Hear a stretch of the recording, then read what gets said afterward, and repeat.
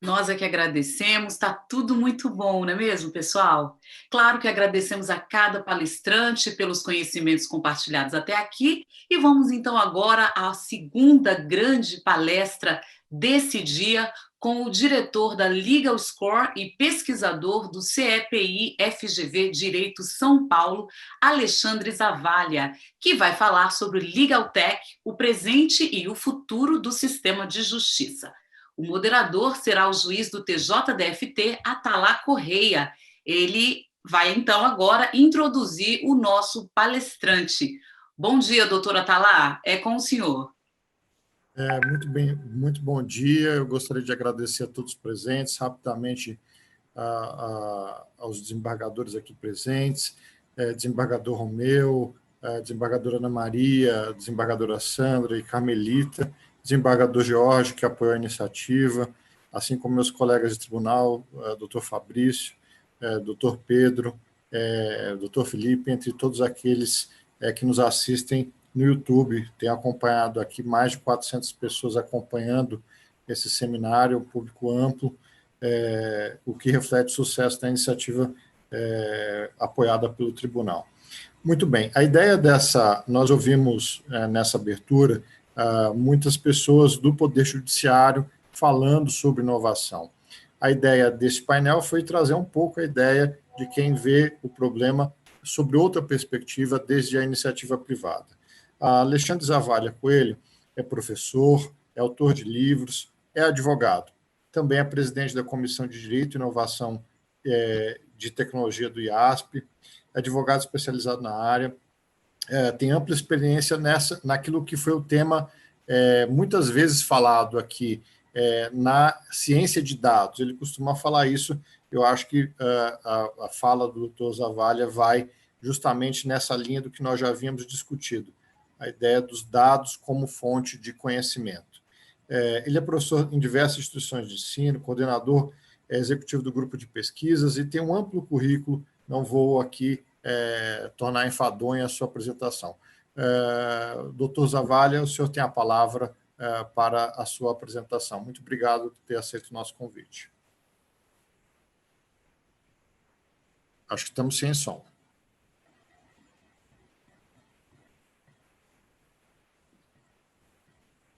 Ainda não.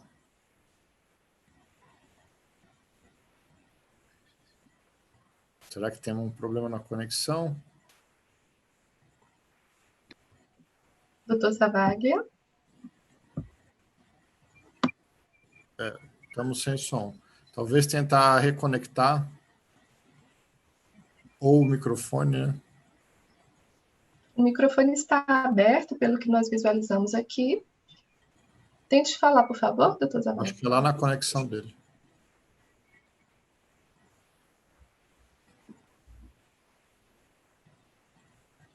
Tenta reconectar, Alexandre.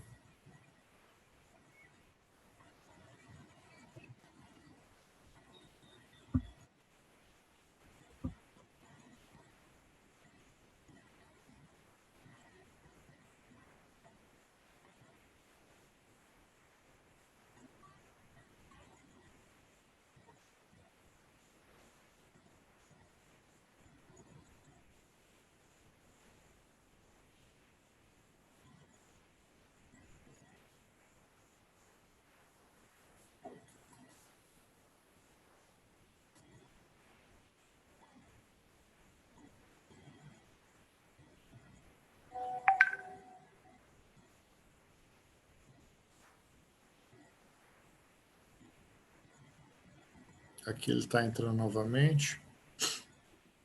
Enquanto isso, gostaríamos somente de relembrar que o seminário continua amanhã e na sexta-feira.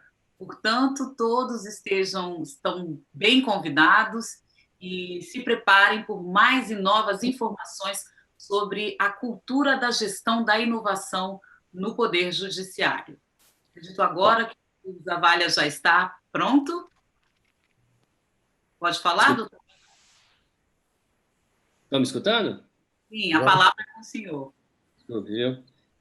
Eu agradeço ao doutor Atalá a oportunidade de estar aqui discutindo com os senhores temas tão importantes. E também deixo uma mensagem, um agradecimento ao desembargador Jorge Leite, que teve que sair, mas que justamente a inteligência artificial não é inteligente, né? Essa palavra foi utilizada aí mundialmente como uma metáfora, mas a gente vai discutir bastante que a inteligência artificial, na verdade, tem nos ajudado muito mais a organizar a informação do que efetivamente tomar qualquer tipo de decisão, né? E agradeço também ao doutor Romeu Neiva, presidente do tribunal, esse convite. Então, a ideia é poder falar aqui alguns minutos sobre alguns casos concretos e essa diferença, como o ministro Cueva também colocou muito bem, entre automação e ciência de dados, né? E também alguns casos concretos para demonstrar a importância dessa agenda de dados abertos, de estruturação da informação, como também a conselheira Maria Tereza Willi colocou muito bem, e a gente acompanha de forma muito próxima o trabalho fantástico que vem sendo realizado no Judiciário. Então, só para vocês entenderem como esse é um assunto novo, né, que nós estamos tratando aqui, e eu tive a oportunidade de ser, vamos dizer, um dos pioneiros a olhar essas questões e começar a trabalhar efetivamente com tecnologia, com inteligência artificial na área do direito nos primeiros projetos, né? E também sempre fui professor. Então, em 2016, quando a gente começou a trabalhar essas questões, ninguém entendia de fato o que a gente estava falando, né? E aí a ideia foi criar um primeiro curso de ciência de dados aplicada ao direito no Brasil, né? Que nós tivemos a oportunidade de começar no início de 2017, quando nada disso ainda era falado, e lá naquele momento saiu uma entrevista, né, na revista Exame, justamente onde a gente colocava que essa questão, né, do estrategista de dados, da organização de dados, ganharia muita relevância no meio jurídico. E os senhores veem, né, depois, logo alguns meses depois, saiu um editorial, né, escrito lá no Jota, que é um importante site também, muito tecnológico, mas lá naquela época, justamente colocaram, olha, seja lá o que for, né, um estrategista de dados. Então, veja, né, os próprios especialistas no assunto nem sequer entendiam o que era, né, a dimensão que se tornaria essa questão de utilização dos dados, né? E a partir disso a gente criou esse curso tratando esse tema, porque obviamente a expressão jurimetria ficou, né, foi conhecida de uma forma mais rápida, porque a gente realmente tem um número grande de processos judiciais no Brasil, tem um trabalho muito efetivo de toda a comunidade jurídica nesse sentido, né? Mas a ciência de dados, ela é o gênero e a jurimetria é uma das espécies, né? Porque a ciência de dados, justamente, como é que a gente vai organizar essas diversas informações, seja nos tribunais, outros bancos de dados, né? Administrativos, outras informações que não estão ligadas diretamente ao processo, mas que podem nos ajudar, como a conselheira falou muito bem. Então, a ciência de dados é essa ciência que nos ajuda, e nós vamos explicar um pouco melhor como é que isso funciona, né? E aí eu tive a oportunidade, em 2017 também, né, o ministro Cueva esteve aqui e sempre foi também um pioneiro dessas questões dentro do judiciário, ajudar a trazer algumas dessas startups, né, como ele também colocou, num primeiro evento que nós fizemos lá em 2017, com a Justiça Federal e também o STJ, né, organizado por ele e na época também pelo ministro Sanseverino, e para vocês verem que nós já temos aí 3, 4 anos, que ao mesmo tempo que é muito pouco tempo, né, em termos históricos, mas são 4 anos muito intensos, né, de aprendizagem, de erros, acertos, até chegar aqui, e nessa mesma época tive a oportunidade de começar a tratar essas questões, né, num primeiro evento de inteligência artificial na administração pública. Então, apesar de trabalhar no setor privado, sempre estive muito próximo dessas discussões no poder público, como voluntário, como professor, né, participando desses vários eventos,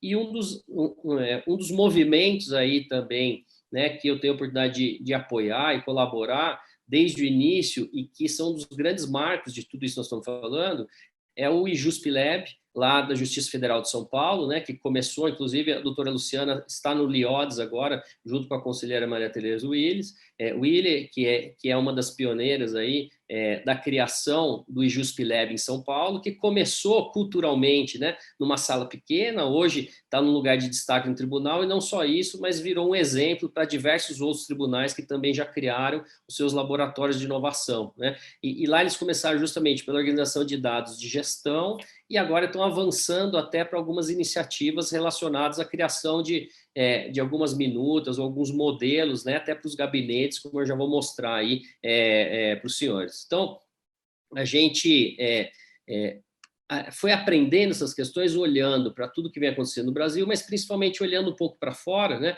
E a gente tem alguns ambientes bastante avançados nesse sentido. Um deles, só como referência, né, é Londres. A gente tem participado de alguns eventos lá há vários anos, justamente porque Londres tem um ambiente mais aberto, tem um apoio muito forte do Poder Executivo na criação de tecnologia para o direito, né? Tem uma abertura do modelo, né, de trabalho para essas empresas de tecnologia que têm atuado num projeto nacional, né? Então, é um dos ambientes aí, um desses eventos se chama Legal Geek, que traz gente do mundo inteiro, né, para tratar sobre essas questões. Outro ambiente também que vale muito olhar é o Codex, lá da Universidade de Stanford, que, obviamente, né, todas essas grandes empresas de tecnologia nasceram lá no Vale do Silício, então, existe um modelo aí lá da Faculdade de Direito, esse é o Roland Vogt, que, inclusive, já veio a Brasília num evento há 2 anos atrás, que eu também tive a oportunidade de participar.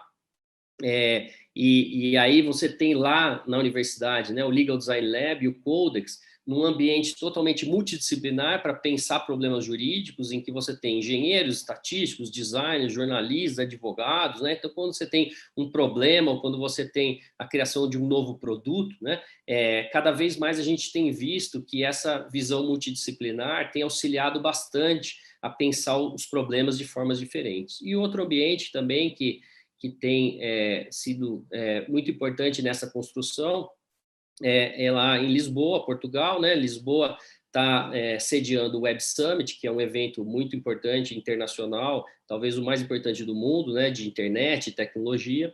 E tem o Lisbon Law and Tech, né? Que é um evento pré-Web Summit. Então, Lisboa, né, pela nossa proximidade, obviamente, né, e por participar de todas essas questões europeias, a gente conseguiu ver bem antes, né, toda essa questão de produção de dados, como as coisas são tratadas, e a inserção de tecnologia, né, em diversos ambientes. Então, junto com isso, né, nós tivemos a oportunidade de publicar várias questões há muitos anos, mas principalmente, né, trazer, desde o início, alguns conceitos que a gente quer discutir aqui, relacionados, né, a dados abertos e lei de proteção de dados. Então, veja, são textos de 15, 16, 17, muito antes até de a gente discutir a nossa lei aqui, e principalmente uma outra questão muito relevante, que é essa questão do small data versus o big data, né, que é um conceito muito relevante para se discutir nesse momento, em que o judiciário já avançou bastante na automação, né, no processo judicial eletrônico, e agora a gente pode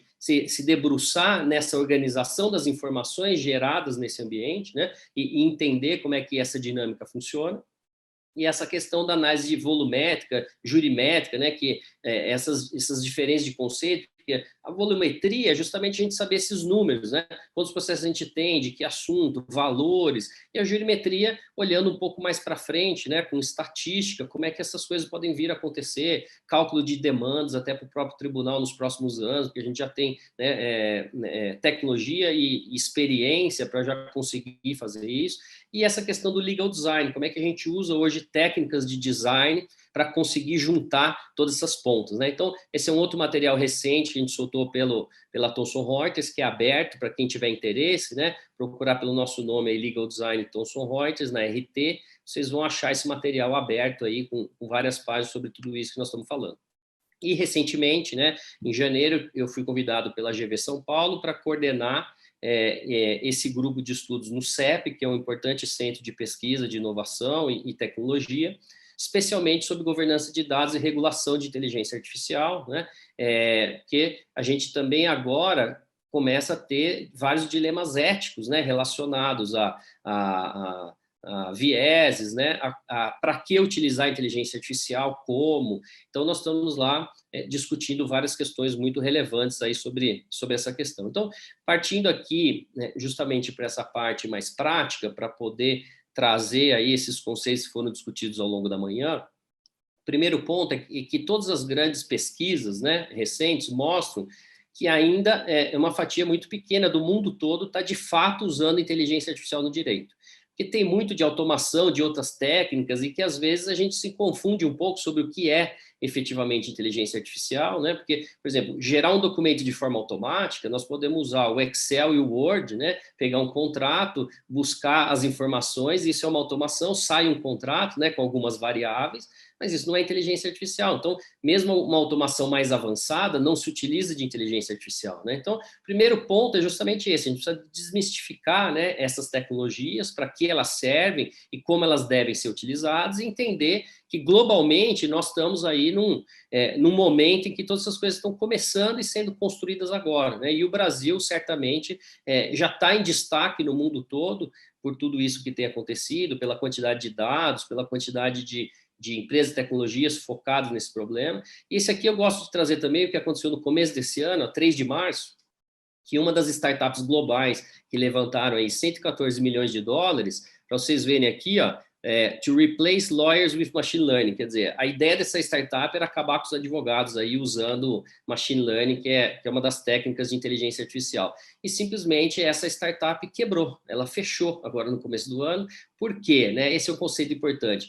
Que o direito ele não é escalável dessa maneira, né? O direito ele precisa ser entendido, o conteúdo de tudo isso é jurídico.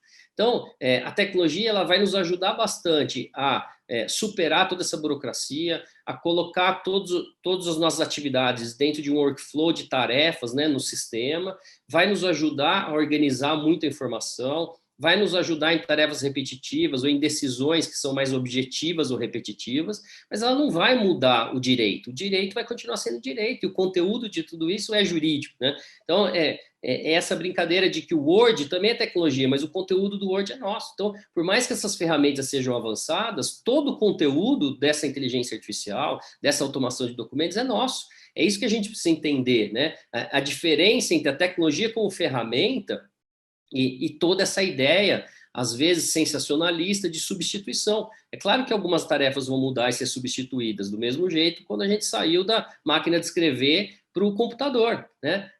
Mas isso não vai mudar a essência do direito. Então, a gente precisa, né, entender, e aqui é um outro conceito muito relevante, que apesar de falar de escritório de advocacia, vale para todas as profissões jurídicas, que o 4 aqui fala aqui, ó, Law Firms as a Tech Producers, quer dizer o seguinte: quem é que está produzindo tecnologia de verdade na área do direito? São os profissionais do direito, porque nós é que sabemos qual é o problema, o que nós precisamos organizar, o que nós precisamos responder, né? De forma com essa interação nesse ambiente multidisciplinar, com as pessoas de tecnologia, com as pessoas de estatística, com os designers, né?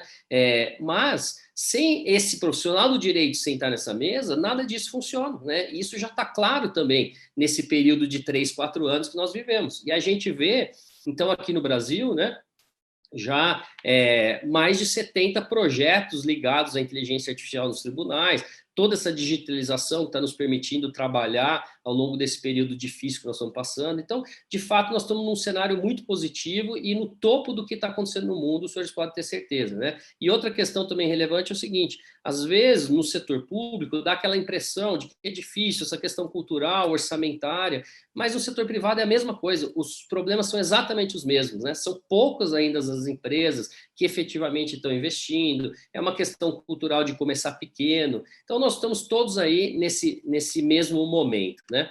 E aí, essa questão do design, que também esse é um dos laboratórios mais importantes do mundo lá em Stanford, como é que a gente liga, então, o direito à tecnologia dentro do ambiente onde a gente possa, né, organizar todas essas ideias com metodologia, com forma de fazer, que são os casos que eu vou aqui mostrar para os senhores, né? Então, a gente tem design de sistemas, design de organizações, de serviços, de produtos, e aqui na ponta, o design de informação, que também é uma inovação muito grande, né? Uma área nova chamada Visual Law, que a gente também tem feito trabalhos muito legais. Então, o que a gente vai ver cada vez mais é que os serviços jurídicos vão ser entregues em plataformas. plataformas de acordo, plataformas de automação de documento, o próprio processo judicial eletrônico é uma plataforma, né, em que todo mundo se relaciona por ali e trabalha por ali. Então, essa é uma tendência e nós temos que entender que tudo isso é ferramenta, não é fim, isso aí é meio, né? São coisas que estão nos auxiliando nessas nossas tarefas do dia a dia. E esse é um pouco do cenário que o ministro Cueva falou, da Associação Brasileira de Lawtechs e Legaltechs, né? Então, se vocês procurarem aqui, esse juiz robô, que já sabe tudo, que faz tudo, ele não existe. O que existe são iniciativas focadas em cada uma dessas necessidades. Um grupo de empresas focou no acordo, outro grupo de empresas focou na gestão dos processos, outro grupo de empresas focou no analytics, né? Então, vocês veem aqui, outro na automação de documento. Então, ninguém faz tudo e nem nada disso está pronto. A gente está construindo, né, esse cenário e entendendo qual é a forma correta, né, e ética de utilizar. Então, para isso que a gente tem que entender que há uma diferença muito grande entre o impacto da tecnologia no nosso dia a dia e na sociedade, e assim no direito material, e aí nós temos muitas oportunidades e desafios de trabalho para novos problemas que acontecem todo dia, né? É a mãe que, infelizmente, perdeu a filha, que quer saber se ela tem direito às senhas dela, né, das suas redes sociais. É o patinete que está na rua, se a gente pode, lá no direito administrativo, usar um ambiente público como estoque de um produto, e assim por diante. São novos negócios, né? Toda essa questão nova de PIX, né? A abertura das fintechs, agora a regulação do Banco Central. Então, são diversas oportunidades que estão ligadas ao reflexo da tecnologia no próprio direito material, né? E de outro lado, que é o que a gente está falando aqui, que é a tecnologia para aprimorar a prestação de serviços jurídicos, a prestação jurisdicional. São duas coisas diferentes, porque se a gente também não entender essa diferença, né, a gente fica nessa frase que a tecnologia vai acabar com o direito. E talvez, né, quem fala isso não está pensando exatamente nessa dimensão, porque o direito é direito, vai continuar sendo direito, e ele vai se adequar às novas realidades sociais a cada momento histórico, né? E a tecnologia como auxiliar da nossa prestação jurídica é outra dimensão dessas questões.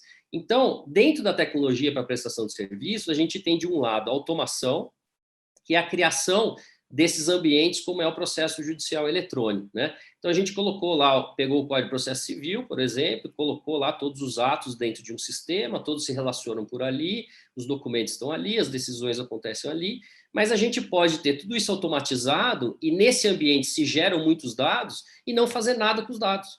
Então, automação, né, é diferente de ciência de dados. Então, agora que a gente já avançou bastante na automação, como o ministro Cueva falou, nós estamos num momento propício, e com todos esses dados já nesses ambientes, mas ainda muito desestruturados, focar agora nessa segunda parte, que é a ciência de dados. Como é que a gente vai, então, entender melhor esses problemas da sociedade, entender melhor esses gargalos para melhorar a produtividade, entender onde vale a pena utilizar a tecnologia, onde vale a pena continuar, né, com esse esforço pessoal para causas mais complexas e subjetivas, né? Então, porque quando a gente vê a medicina, um é ortopedista, outro é cardiologista. Todos são médicos, mas as funções são diferentes. Então, na tecnologia também, né? Você tem o profissional de infraestrutura, de nuvem, você tem o profissional de automação, você tem o profissional de ciência de dados. Os times são diferentes também. E é isso que agora, né, a gente está começando a entender, e o judiciário, pelo CNJ, pelos próprios tribunais, tem avançado bastante nesse sentido, né? Então, a gente tem na ciência de dados os dados estruturados e não estruturados. Então, os dados estruturados, né, como a conselheira falou, é tudo aquilo que já está no sistema, e às vezes ele pode estar no sistema, mas ele está despadronizado, né? Então, já tem muita coisa para se fazer com isso. Essa é uma primeira iniciativa nesse sentido lá em 2016, né, que pegou dados estruturados, por exemplo, é um Excel de quem faleceu e um Excel de quem doou para a eleição. Então, veja, não é necessário, não é preciso necessariamente inteligência artificial para tudo, né? Às vezes, com poucas ferramentas e até planilhas que a gente já tem, nós conseguimos avançar bastante em diversas atividades, porque aqui, ao invés de procurar milhares de processos, você já consegue afinar, né, e alocar melhor recursos humanos e também de orçamento financeiro de uma forma mais assertiva, entendendo melhor o problema antes de agir, né? E os dados não estruturados, que a inteligência artificial tem nos ajudado, nos permitem ler as informações que estão em imagens, em documentos, né, em fotos, em voz. Então, antes a gente conseguia escutar um número reduzido de pessoas aí numa escuta telefônica de uma investigação, por exemplo, né? Hoje você pode escutar milhares de pessoas, você tem uma tecnologia que transforma a voz em texto, né? Então não precisa ninguém mais degravar, e você tem uma outra tecnologia que acha quais são as palavras, por exemplo, que não são comuns. Então você pega uma expressão de corrupção, por exemplo, então você fala, essa palavra não é comum, então quem falou essa expressão? Olha, fulano e ciclano no dia tal, momento tal. Então, ou seja, né, é uma ferramenta que nos ajuda muito a organizar a informação. Então, como é que a gente vai, hoje em dia, com essa quantidade de informações e tecnologia, atuar numa investigação se a gente não utiliza essas novas ferramentas, né? Então, cada vez mais os serviços jurídicos, como a gente disse, vão ser entregues em plataformas e vão usar a tecnologia para fazer. E a gente tem que entender, né, que o que é inteligência artificial, para desmistificar essa questão, e que hoje a gente só tem a inteligência artificial chamada fraca, né? Ela não pensa, o que ela entende é padrão do passado. Então, você tem vários dados, se organiza, ela entende o padrão do que já aconteceu e tenta sugerir, né, o que vai acontecer no futuro. Mas ela ainda não acerta tudo, ela depende de organização, né, de tempo de treinamento, e ainda, se no passado a gente tem viés, por exemplo, né, numa base de dados, ela vai replicar esse viés para o futuro. Então, há muitos desafios também na organização dessas bases, no entendimento se ela está balanceada, né, se ela contém equívocos. Então, de fato, a gente tem utilizado a inteligência artificial muito mais para análise e geração de texto, para reconhecimento de voz, né, para questões aí, visuais, mas ela não está sendo utilizada de fato para tomar decisão, né? Sempre a gente tem a supervisão humana e tem muito mais essa sugestão do que a decisão. Então, finalizando aqui, no sentido de passar aí os 10 minutos finais para falar dos casos, para a gente também ter um tempo para algumas perguntas, né? A gente criou uma metodologia de trabalho que sempre pega esse dado desestruturado, né, totalmente desorganizado, numa segunda fase aqui, a organização desses dados com tecnologia, com pessoas. Na terceira fase do projeto, o que a gente vai fazer com isso, né? Qual é o design dessa solução? E na última fase, como é que a gente vai entregar a informação? Porque cada vez mais a gente entende também, né, que explicar lei de proteção de dados, né, para um magistrado é totalmente diferente do que explicar para um consumidor de uma varejista, né, de uma empresa com milhares de clientes. Então, a gente também precisa adequar a linguagem jurídica a cada realidade para a gente também permitir mais efetividade nessa relação, né? Então, a gente sempre tem uma camada de ciência de dados, uma camada de design e uma camada de transformação digital e de relacionamento, né, com as pessoas por meio desses sistemas. Então, na prática, muito mais do que inteligência artificial para decidir, o que nós estamos no momento e deveríamos focar é na era do cadastro. Por quê? Quanto mais o dado entra errado, é mais caro para consertar, mais tempo, mais gente. Se a gente focar na entrada correta do dado, com a taxonomia sempre igual, né, com que ele seja qualificado bastante para todas essas análises, é tudo mais fácil, mais barato. E essa é uma questão cultural, porque o ser humano tem 10 campos, ele vai lá, preenche 5, né, e ainda preenche errado. Distrito Federal, DF, D.F, aí você vai lá pesquisar algo e você não tem informações padronizadas para conseguir as respostas, né? Então, essa questão da taxonomia, que a gente escolher as expressões de forma igual, né, para sempre usar a mesma coisa por todos esses atores, né, e a gente se preocupar com essa entrada qualificada, já é um grande ganho para tudo isso que nós estamos falando, né? E aí, então, para vocês entenderem, né, nesses projetos que a gente faz de organização de informações para chegar a algumas conclusões, né? A gente gasta meses aqui, ó, só organizando essa taxonomia. Então, a gente tem que pegar todos esses dados, organizar, tratar, né? E só depois que isso está feito, a gente consegue ver um pouco melhor, né? Quais são os fatos geradores, onde estão os processos, quanto tempo eles demoram, né? Porque muitas vezes o erro médico está escrito ação indenizatória, então se você procura erro médico, você não tem essa informação. Então, a gente demora todo esse tempo tratando a informação para poder fazer isso, né? E depois criar esse BI, né? Que são esses relatórios inteligentes de cruzamento de dados. Mas se você não tem essa fase aqui, nada disso aqui funciona.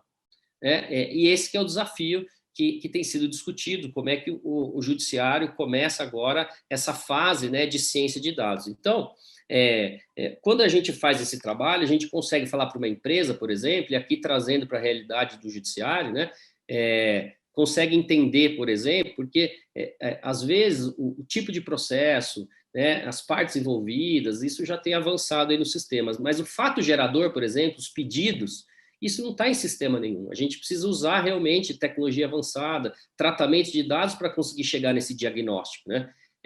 Então, a gente consegue ver, por exemplo, que no Rio de Janeiro, essa empresa tem um problema grande de processos relacionados a reparo. No Paraná, ela não tem. Então, nós vamos entender o que está acontecendo no Rio de Janeiro, como é que pode melhorar o procedimento interno lá para evitar esse número de processos, porque ele está muito diferente dos outros estados, e assim por diante, né? Então, quando a gente tem a informação correta e pormenorizada, a gente consegue fazer um diagnóstico melhor do problema, antes de decidir o que fazer. Porque por isso que a gente brinca, né, que nós estamos criando uma radiologia do direito, fazendo, de novo, aí essa ligação aí com a medicina, né? O médico não opera sem ter um exame correto de onde está o problema e como ele está acontecendo. E é isso que a gente está ganhando no direito agora. A gente tinha milhares de processos no papel. Agora a gente tem esse ambiente digitalizado que nos permite, né, entender melhor o problema, entender quais são os gargalos, como diferenciar a forma de tratar cada problema, né? E aqui tem alguns casos, né? Esse é um trabalho que a gente fez recentemente com o Conjur, para tentar ver quantos processos no Brasil a gente tem relacionados à Covid. Então, mais do que a classificação do CNJ, que a gente leu realmente todas as publicações para achar, né, Covid-19, pandemia, coronavírus. Então, tem até um número maior do que está ali representado nas estatísticas da Justiça, né? Obviamente que a gente precisa de um estudo mais apurado para saber realmente quais são relacionados diretamente, né, à Covid, mas aqui a ideia é mostrar primeiro, porque esse ambiente é aberto, quem pesquisar aí no Conjur, termômetro Covid-19, consegue entrar e mexer em todas essas questões aí, desse relatório, e também o valor da causa, obviamente, não é um valor definitivo, né? A gente sabe, é procedente, imprecedente, ou o valor não é, mas a gente consegue aqui, por exemplo, ver que a curva de processos é muito parecida com a evolução da própria pandemia, né? Então, já mostra que é possível ter dados em tempo real organizado, já mostra que é possível comparar o fenômeno com outros indicadores. Então, o objetivo desse trabalho foi trazer mais algumas informações aí para colaborar com as políticas públicas. E aqui, o que a gente conseguiu ver, por exemplo, né? Que existiam muitos processos em relação ao FGTS, para levantar os valores de FGTS. E não era um problema, e o processo era praticamente só sobre isso. Então, veja, o problema estava numa questão administrativa que poderia ser resolvida e que não precisava vir para o judiciário. Então, um trabalho do setor privado, né, e de pesquisa auxiliou uma questão que mudou alguns procedimentos aí, né, dos órgãos responsáveis, e ao longo do tempo se diminuiu o número de processos judicializados sobre essa questão. Então, quando a gente enxerga melhor o problema, a gente consegue também tratar a desjudicialização, como é que a gente consegue entender melhor nessas questões.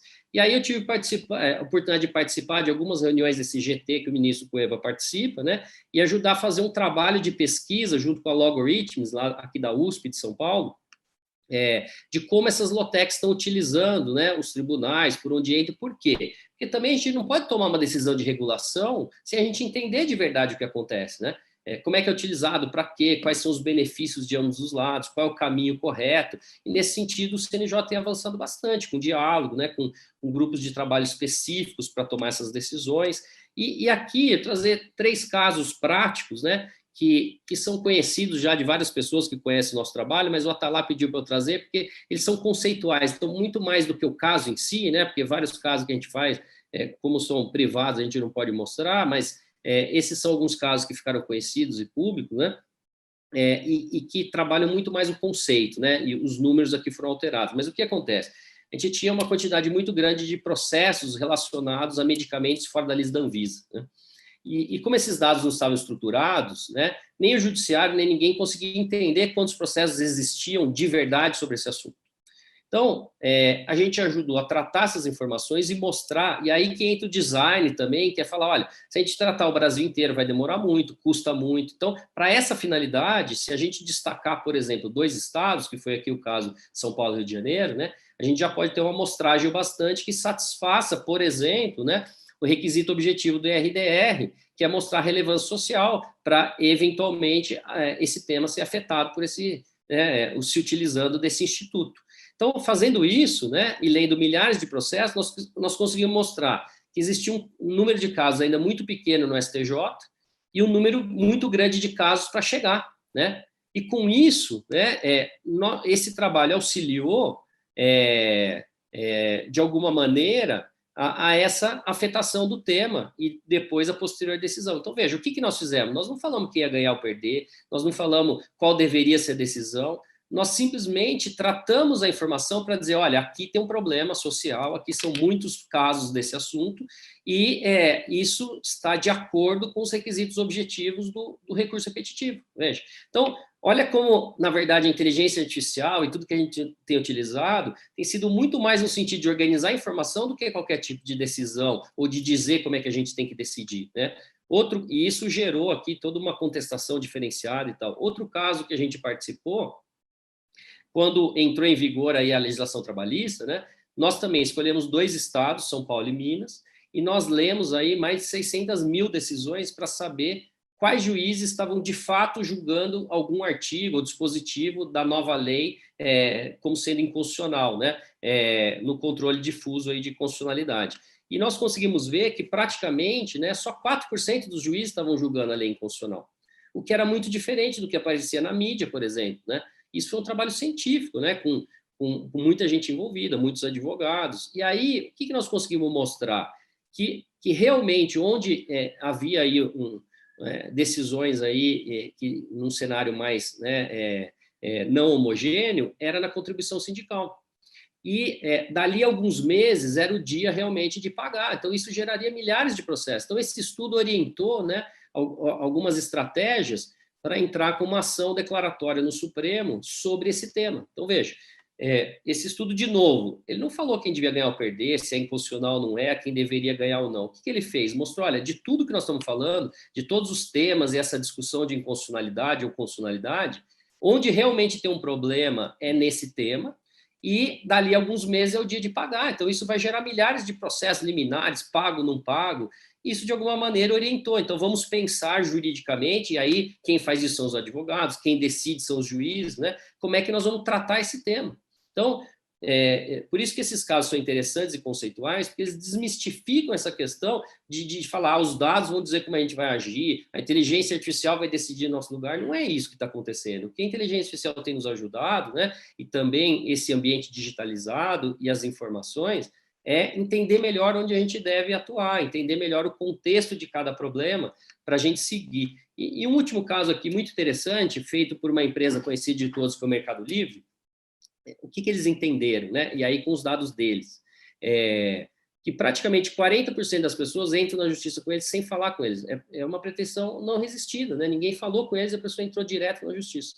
Então, por isso que o design sempre começa com um problema. Então, qual é o problema aqui? Como é que a gente atrai essas pessoas, né, aqui para discutir a questão antes de entrar na justiça? E aí, como é que eles fizeram isso? Eles fizeram isso por meio de campanhas de marketing, que tiveram muito sucesso. Olha, se você, antes de reclamar, vem aqui, fala com a gente. E escolheram como plataforma o consumidor.gov. Então, lembra daquela terceira fase, design da solução? Então, nós entendemos o problema, as pessoas entram na justiça sem falar com a gente. Então, como é que a gente vai solucionar? Vamos criar uma campanha de marketing para trazer as pessoas aqui, explicar os canais, e vamos escolher um ambiente que é o consumidor.gov. Esse projeto atraiu 30 mil pessoas para o consumidor.gov. Sendo que dessas 30 mil pessoas, só 1% entrou na justiça. Quase 99% dos casos foram resolvidos. Então, veja, os dados abertos, né, e o acesso à informação também podem permitir que a sociedade civil, as empresas, a academia, possa auxiliar também o judiciário a tratar as informações, auxiliar a trazer informações relevantes, auxiliar a melhorar procedimentos para evitar a judicialização, né? Então, é nesse sentido, como o professor Atalá falou, que a gente tem trabalhado, né, em dizer que nós somos melhores tomadores de decisão com informações mais precisas e que a gente tem essas ferramentas de automação de um lado que nos ajudam na burocracia, nos ajudam nas atividades cotidianas, e de outro lado a gente tem agora a ciência de dados, né, para nos auxiliar, então, a entender melhor por onde caminhar e como dividir as atividades e as ações relacionadas aí aos problemas. Então, esse é um outro caso, aí trazendo 2 aqui do setor público, né? Esse é muito relevante da PGFN, que também com o laboratório de jurimetria e ciência de dados, começou a entender, né, quanto custa, né, cobrar uma dívida aí que já está inscrita na dívida ativa, e de quem cobrar. Então, foi feito todo um trabalho, né? Então, obviamente que tem muito a se melhorar, como também o ministro Alexandre de Moraes falou, né? A gente tem que começar, porque depois as coisas vão se ajustando ao tempo. Então, eles entenderam que abaixo de R$ 25 mil, o Estado pagava para cobrar. E começaram assim, né? Provaram, mudaram a estratégia. Hoje, segundo notícia, eu tive a oportunidade no final do ano passado dar uma palestra lá, porque também ajudei desde o começo a dar algumas ideias, né? Ou os nossos livros e aulas também inspiraram algumas questões lá. E agora a decisão é que não se cobra abaixo de R$ 1 milhão. Então, veja essa questão cultural. Se começasse pelo 1 milhão, ninguém aceitaria. Começou pelo 25 mil. E aí começou pequeno, mostrou trabalho, que isso deu resultado e foi se ampliando, né? E segundo consta aí das publicações no final do ano, isso aumentou em 400% a arrecadação pelo trabalho da PGFN. Então, veja, deixar de entrar com milhares de processos aumentou a produtividade e aumentou a receita, porque isso passou a ser feito de forma mais inteligente, para os casos que vão gerar resultado, tirando o que está prescrito, tirando as nulidades, entre várias outras estratégias, né? E aqui um outro caso muito relevante aí do Ministério Público do Rio de Janeiro, que usou também lá o Laboratório de Ciência de Dados para ações civis públicas, junto com essa estratégia mais visual, né? E tem utilizado, né, essa forma de comunicação para tratar, por exemplo, né, de aditivos aí, de corrupção, como é que aconteceu, o valor. Isso também trouxe um resultado muito efetivo. Então, a gente tem uma parte de ciência de dados, que tratou a informação, e outra parte de comunicação, né, como a gente falou, que a gente tem aí, né, são muitos assuntos aí que eu já vou terminar, porque não dá tempo de falar de tudo, mas e aí a gente vê o TRF3 em São Paulo, né, também, já começando a utilizar a inteligência artificial para os gabinetes, né, para criar modelos de produção de minutas. Então, vocês veem o seguinte, na verdade, também ela não é inteligente. O que ela pega, né? Você tem que ir lá, ler o problema, trazer os subsídios, né, e construir esse documento é uma árvore de decisão. Então, imagina que é uma só questão de direito. Então, assim, a gente entende que aquele magistrado, para aquele caso que é só de direito, já decide daquela maneira. Se de um lado a gente clusteriza, né, quer dizer, agrupa os casos são idênticos, e de outro aplica a decisão dele para depois ele supervisionar e ver se está certo ou não, né, a gente tem um ganho de tempo e de qualidade muito grande, né? Isso não quer dizer que o robô está decidindo no lugar do juiz, muito diferente, né? A decisão é dele, que a tecnologia está nos auxiliando nessas atividades mais repetitivas, né? Então, isso tem começado ali no TRF3 com muito cuidado e bastante sucesso. E, por último, aí, essa parte visual, que eu vou passar rapidamente, né? O quanto também questões jurídicas hoje têm sido tratadas aí por meio, desde história em quadrinhos, né? Infográficos, imagens. Então, isso não quer dizer também que isso vai mudar a parte técnica e nem que a gente vai fazer dessa maneira, mas que várias universidades do mundo inteiro, inclusive Yale, Stanford, Cornell, entre várias outras, já estão entendendo que a efetividade, né, do direito para evitar discussões de problemas judiciais futuros também passam por uma comunicação melhor das informações jurídicas, né, das normas jurídicas, especialmente para quem não é do direito. Então, a gente já tem áreas, né, nessas faculdades, com muitos projetos, inclusive, junto com tribunais e com o poder público, né, direitos aí das pessoas que tiveram desastre natural, também é um aplicativo junto com o judiciário, né, entre várias outras questões. Então, um contrato que era assim passou a ser algo muito mais, né, organizado e visto pelas pessoas. Então, a gente tem feito muitos trabalhos aí de organização de informações para o próprio judiciário, de mapeamento aí de problemas, né? Aqui é uma contestação, então vocês vejam, às vezes também não é só imagem, né? Isso aqui é um resumo do problema, mas às vezes é um texto mais organizado, né? Não é só QR Code em tudo, ou imagem em tudo, ou ícone em tudo, não é isso. Qual é a técnica mais adequada para cada tipo de situação, né? A gente tem trabalhado muito memoriais para os tribunais superiores, trazendo a informação de uma forma mais organizada, entre diversas outras questões, contratos, etc. Então, o que a gente tem visto aí para terminar é justamente cada vez mais, né, esse ambiente multidisciplinar, esse apoio da tecnologia, apoio de profissionais de outras áreas.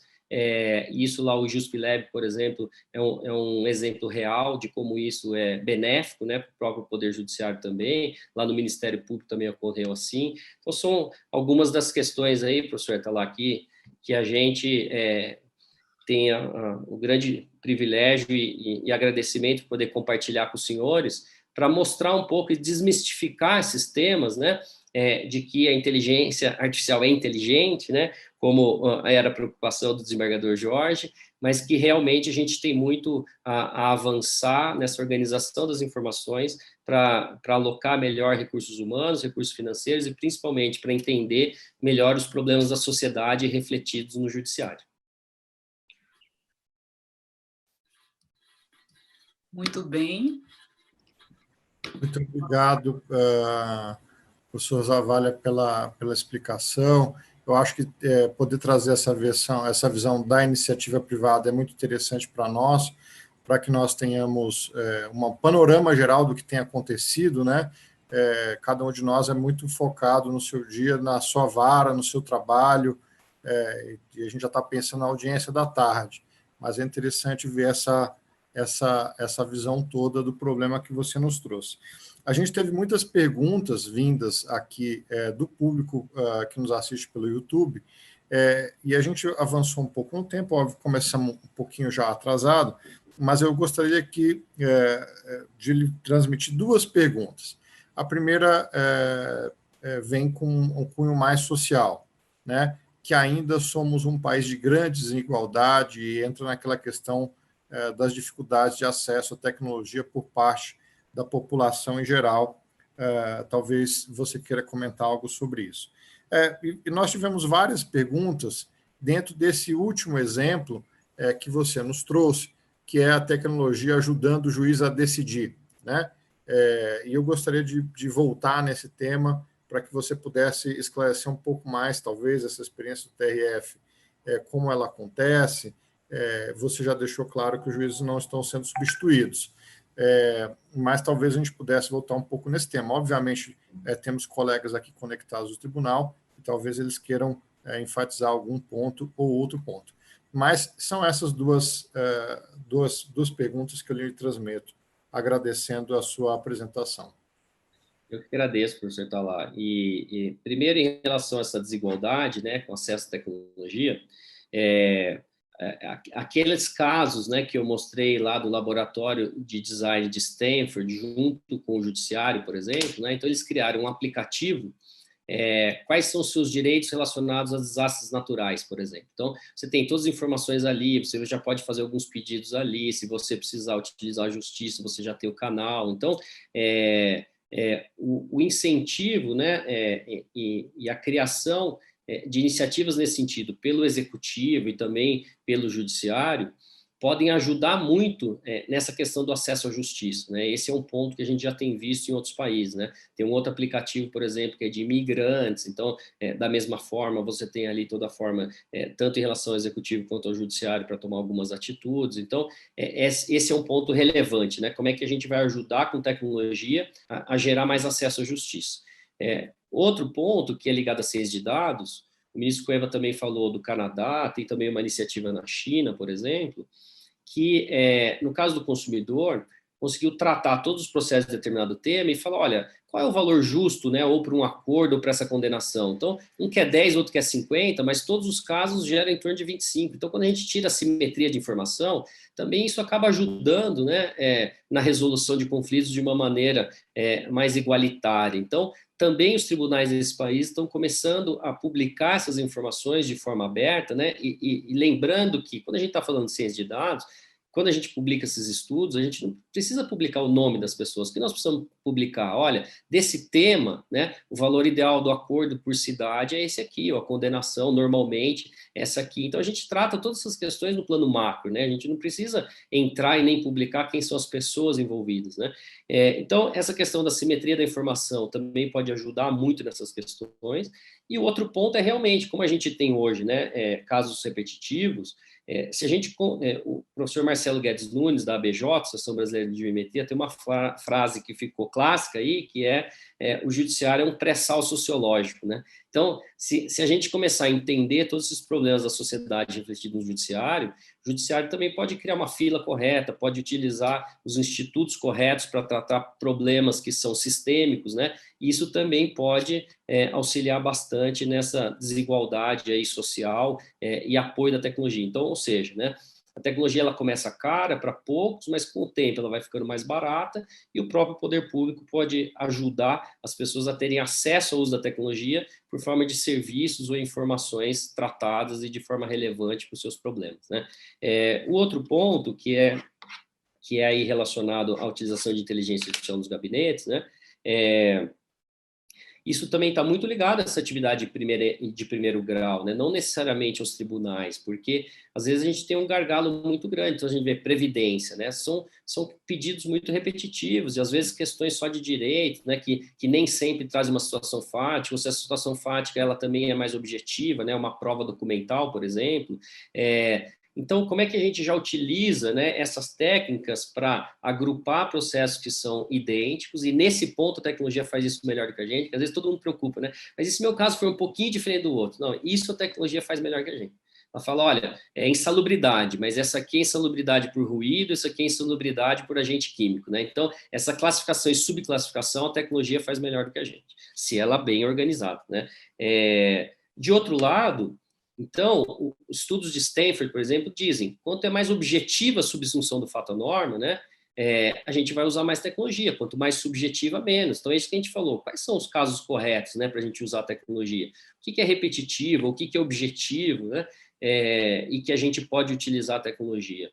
E o último ponto é que, assim, eu particularmente, apesar de trabalhar e ser um entusiasta de tecnologia, eu sou terminantemente contra a dizer que a tecnologia vai decidir no lugar de um juiz, ou que ela vai realizar a atividade de um advogado, porque eu acho que é ato privativo, né? Ela não pode acontecer dessa maneira, ela pode fazer aquilo que não é privativo, ela pode nos apoiar, mas ela nunca deve fazer isso. Então, quando a gente fala em inteligência artificial supervisionada, né, justamente quando a gente tem lá, escolhe o nosso filme no nosso streaming, ele indica para a gente 4 filmes, mas a gente que escolhe qual a gente vai assistir, né? A gente não assiste aquilo que ele determinou. Então, a tecnologia não vai, nem os dados, determinar como a gente vai decidir, mas ela vai sugestionar e falar, olha, conforme o seu entendimento nos últimos casos, né, a sua decisão normalmente é nesse sentido, né? Ou o senhor aplicaria essa decisão aqui, que é repetitiva, o senhor já deu 1000 vezes, idêntica em casos dessa maneira. E o magistrado vai lá e fala, concordo, não concordo, muda, não muda, né? E esse machine learning é justamente,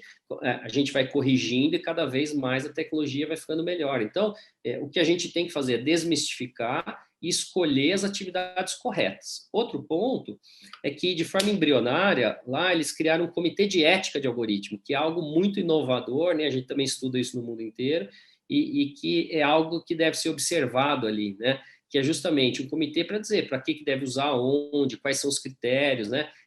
Ter uma preocupação muito forte em relação a esses vieses, né? De inteligência artificial que eventualmente podem acontecer. Então, e tudo isso tem sido feito de uma forma bastante embrionária, com muito cuidado. Obviamente que eu não faço parte lá do TRF, mas como pesquisador, né? E voluntário ali do laboratório faz alguns anos, eu acompanho na medida do que eu posso, né? Como informações públicas, né? Mas é um trabalho muito cuidadoso e que merece observação, e todos os cuidados para não deixar que manchetes sensacionalistas ou análises mais rasas possam misturar as coisas, porque, de fato, a tecnologia não está decidindo nada, ela está sendo utilizada para nos ajudar nessa burocracia, para que os juízes possam realmente ter tempo para analisar casos mais complexos e também para supervisionar, né, sempre aquilo que ele já fez, né? Muito bem, muito obrigado, Alexandre. Eu acho que a sua fala é auspiciosa com relação a que todos estamos começando, né? Essa inovação está começando em todos os lugares, então a gente está no caminho certo, boas iniciativas desenvolvidas. Eu lhe agradeço novamente a sua palestra. Há mais perguntas no chat que continuaram chegando. Perguntas de referências bibliográficas e tudo. Eu vou pedir que a escola encaminhe as perguntas para o senhor e que possa responder. Lembrando também para aqueles que não assistem que o professor tem um perfil nas redes sociais, no LinkedIn, né? Até entrei hoje aqui para conhecer, tem muitas referências lá, e vocês podem acompanhá-lo por lá. O professor queria falar algo? Não, só agradecer mais uma vez a oportunidade e dizer que nós estamos sempre à disposição para discutir e colaborar com esses temas. Muito obrigado, professor. Assim, terminada a nossa intervenção, eu passo a palavra novamente à escola. Muito obrigada, doutor Zavalha. E destacamos ainda um especial obrigado pela participação dos magistrados, o doutor Atalá Correia e também o doutor Felipe de Oliveira Kesten, integrantes do projeto de pesquisa em gestão e inovação da Escola de Formação Judiciária. Eles deram, vale lembrar que eles deram uma super força na organização deste evento. Agradecemos também a todos os palestrantes e moderadores pelos conhecimentos compartilhados e damos um especial obrigado às autoridades, magistrados e assessores do TJDFT que ficaram com a gente aqui até o final. Chegamos, então, ao fim do primeiro dia do nosso grande primeiro Seminário Nacional Gestão e Inovação no Judiciário, a Justiça na Era Digital. É importante lembrar aos inscritos neste seminário que vocês deverão acessar o link que consta aí na descrição do vídeo para validarem a sua presença. Assim, vocês vão receber o certificado de participação. Nosso próximo encontro, então, será amanhã. Contamos com vocês às 9 horas em ponto. O acesso ao link do evento foi encaminhado para o e-mail em que você se inscreveu e vai ficar ainda disponível na página de inscrição. Em nome da escola, agradecemos aos palestrantes e aos seminaristas que nos prestigiaram em mais essa solução educacional. Desejamos a todos um bom dia e até amanhã, pontualmente às 9 horas. Até lá!